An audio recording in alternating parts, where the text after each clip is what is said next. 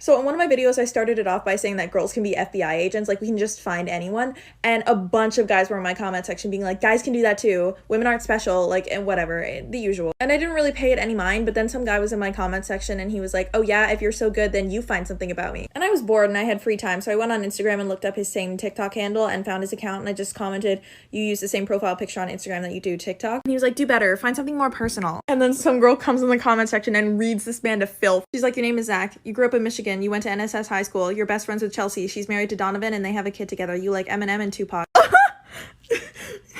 All that from a private account. He asked and she said, I can do it, but it's gonna cost you everything. God, I love my comment sections. Never cheated on me, but he did do this weird thing where he would let me know anytime other women hit on him. Like, he'd go out of his way to be like, oh, babe, I just want to let you know, girl at Starbucks tried to give me her number, so. And I'm like, cool.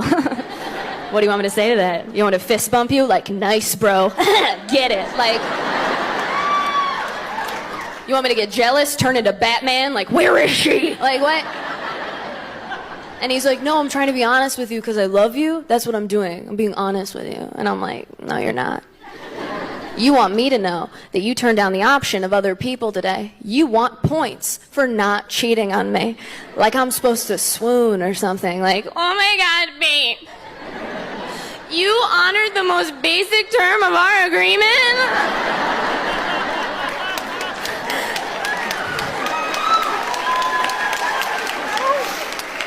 I'm so lucky. This is like a fairy tale. A little girl brought her pet hamster to the vet because it wasn't moving or eating anything for 3 whole days, and you're never gonna guess why. According to the little girl, all the hamster had done for the last 3 days was sit on the side of the cage, wouldn't move, wouldn't eat or drink or anything. When the vet was examining the hamster, he seemed totally fine. So she asked the little girl, was there anything that happened that might have caused this? And she said, well, a few days before this, the hamster actually escaped from its cage and we found it underneath the refrigerator. Sure enough, as the vet went on to examine the hamster, she found something in the hamster's cheek. Turns out while he was underneath the refrigerator, the hamster put a magnet in his cheek. And the reason he wasn't moving is because he was magnetized to the side of the cage for 3 days. Usually when my clients arrive for their appointment, they're not wearing any makeup. But this girl wore makeup to the appointment just to have me take it off and then do her makeup again.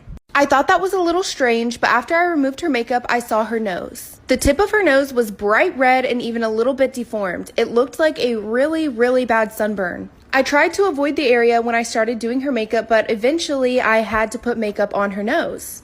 And when I did, it was just not working. Her skin was literally peeling off. The makeup would not stay. So that's when I asked her, is there something going on with your nose that I should know about? Let me also just say that at this point, it was starting to swell and was noticeably more red than it was when she got there. That's when she told me that she had recently been out of the country for a mission trip and that she had picked up a flesh-eating bacteria, which had affected her nose. Then she told me not to worry because she had been on antibiotics for months, and that the irritation on her nose was just her skin healing. For once, I was horrified, not my client.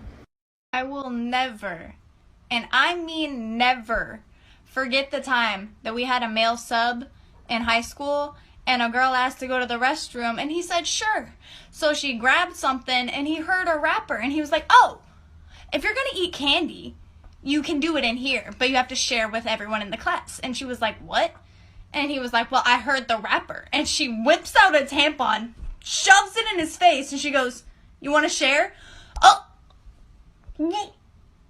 girl, savage. Can you work out this riddle? First try. You're driving a bus with nobody on it. At the first stop, there were 2 people waiting to get on the bus. And then at the second stop, 1 person gets off. At the third stop, 1 more person gets off the bus, while 3 more get on.